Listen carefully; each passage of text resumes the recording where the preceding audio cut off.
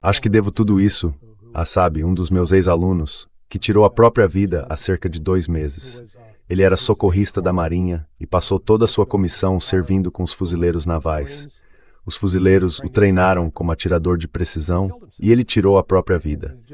E isso simplesmente, quer dizer, foi algo tão, sabe, ele tinha a idade do meu filho, era uma pessoa extraordinária. E eu escrevi sobre isso. Bem, isso repercutiu entre várias pessoas das Forças Armadas, outras que serviram, outras que estão enfrentando o mesmo tipo de problema que o Jamie enfrentava.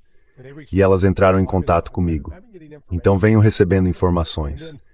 E aí vieram as mães furiosas. Uma mulher, por exemplo, o filho dela é marinheiro no Trípoli. Ela entrou em contato inicialmente furiosa e disse, olha, meu filho embarcou nessa missão.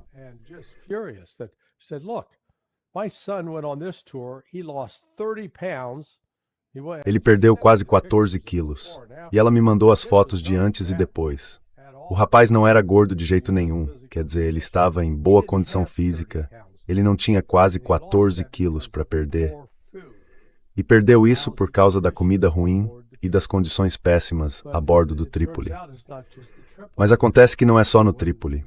E sabe, quando você e eu estávamos juntos no fim de semana passado, uma semana atrás, em Chattanooga, e estávamos ali de lado assinando os cartões, uma senhora se aproximou e começamos a conversar. Ela não veio especificamente para reclamar, mas quando mencionou, sim, meu filho acabou de voltar de uma missão a bordo do Boxer, eu perguntei, e como foi a experiência dele? Nossa, ela contou a mesma história daquela outra mulher, só que o filho dela é fuzileiro naval. O filho da outra mulher é marinheiro.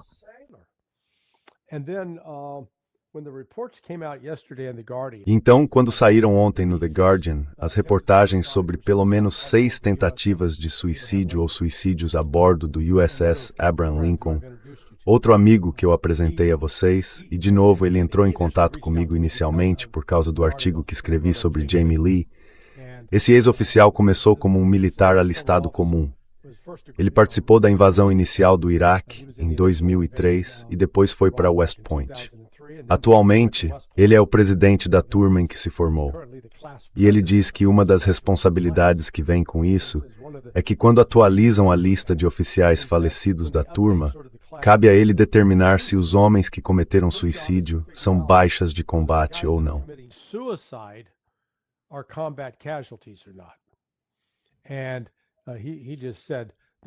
E ele acabou de dizer neste relatório que houve 6 tentativas de suicídio. Segundo ele, com base na experiência dele, esse número pode ser de 5 a 10 vezes maior. Agora, a senhora que mencionei primeiro, cujo filho era marinheiro no Trípoli, me escreveu ontem. Ela disse que, pelo menos no navio do filho dela, ela não sabia o quão disseminado isso era, retiraram os capelães de lá. O único grupo de pessoas que estava ali para aconselhar marinheiros e fuzileiros navais, para mantê-los mentalmente equilibrados. Segundo ela, Hegseth e seus incompetentes no departamento de guerra retiraram os capelães. E cada vez mais relatos estão começando a aparecer.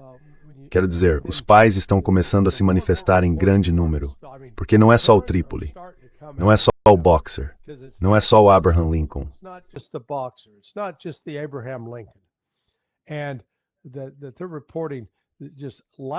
E eles estão relatando uma comida simplesmente péssima para o pessoal de baixa patente.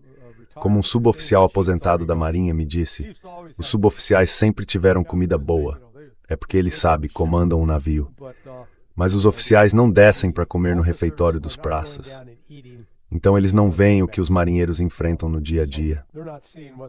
E aí você trabalha sem banheiros funcionando. E sabe, as pessoas... Bem, eu cresci numa casa com 3 irmãos. Um irmão e 2 irmãs, além da minha mãe e do meu pai. Nós só tínhamos um banheiro, então eu sei como é ter que fazer fila para usar o banheiro. Mas não é nada agradável quando você está no mar. E esse é um dos problemas que eles estão enfrentando.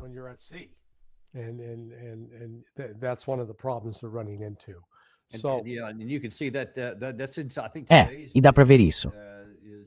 Acho que as notícias de hoje trazem alguns outros casos. Então não é só algo anedótico. Quer dizer, você está começando a ver que isso acontece de forma generalizada. Neste caso, não sei se você pode falar sobre parte disso.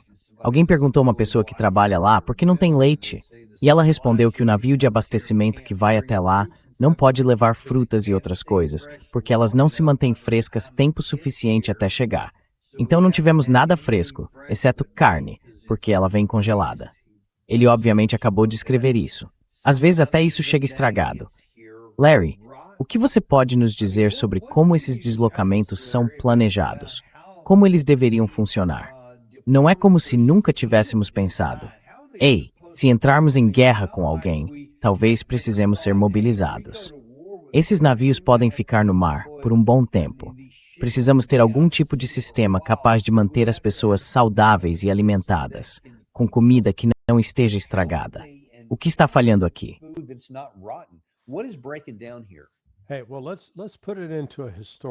Bem, vamos colocar isso em contexto histórico, e acho que esses números vão chocar vocês. Neste momento, o Abraham Lincoln bateu um recorde.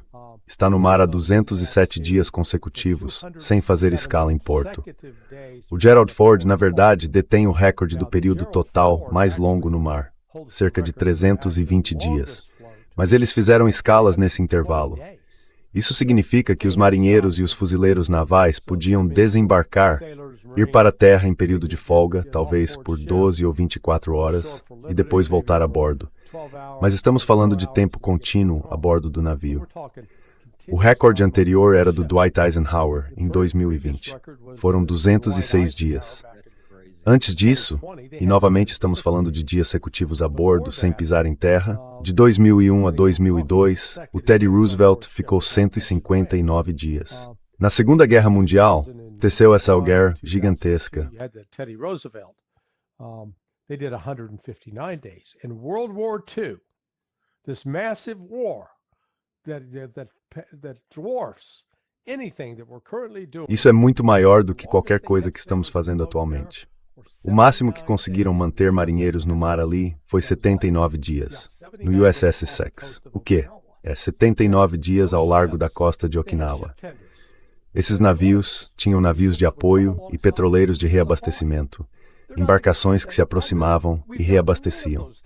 O problema é que acabamos com esse tipo de navio. Não temos muitos deles mais. Sabe, é como se tivéssemos dito, o que podemos fazer de pior para ferrar a nossa marinha? Já sei. E rapaz, eles começam a cortar custos em certas áreas e depois constroem essa monstruosidade, cara, com 5.000 pessoas a bordo, cujas necessidades logísticas são simplesmente inimagináveis.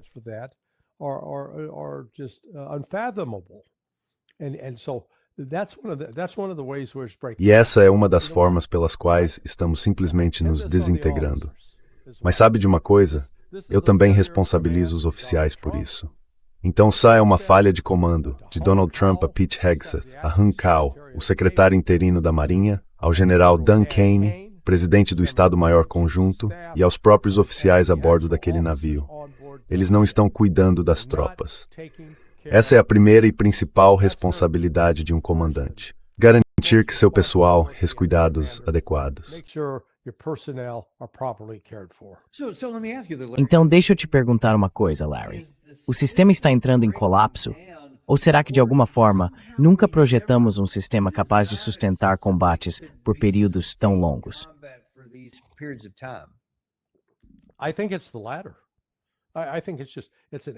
Acho que é a segunda opção.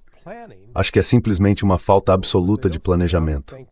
Eles não se sentam para pensar de forma dinâmica e crítica. Se vamos fazer isso, o que precisamos fazer? Isso se reflete, por exemplo, no programa para construir mais mísseis Patriot. De novo, você pensaria que se tem esse sistema de armas que considera uma parte essencial da sua defesa, teria planejado e reconhecido do que precisamos para construí-lo. Temos suprimentos suficientes? Como é a nossa cadeia de suprimentos para garantir que conseguimos fabricar algo assim? Esse tipo de planejamento simplesmente não está acontecendo. É isso que é tão chocante nisso tudo. E aí, quando eles têm esse pessoal no mar você sabe, já estamos em 209, 210 dias, esses rapazes e moças estão estabelecendo um novo recorde. E não é um recorde que terão orgulho de ostentar.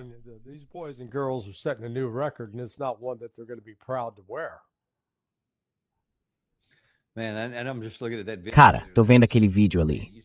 Cara, quando você fala da capacidade do lado iraniano de mudar as coisas muito rapidamente, isso é doloroso, tenho certeza, para as famílias que estão assistindo. Elas se identificam com isso.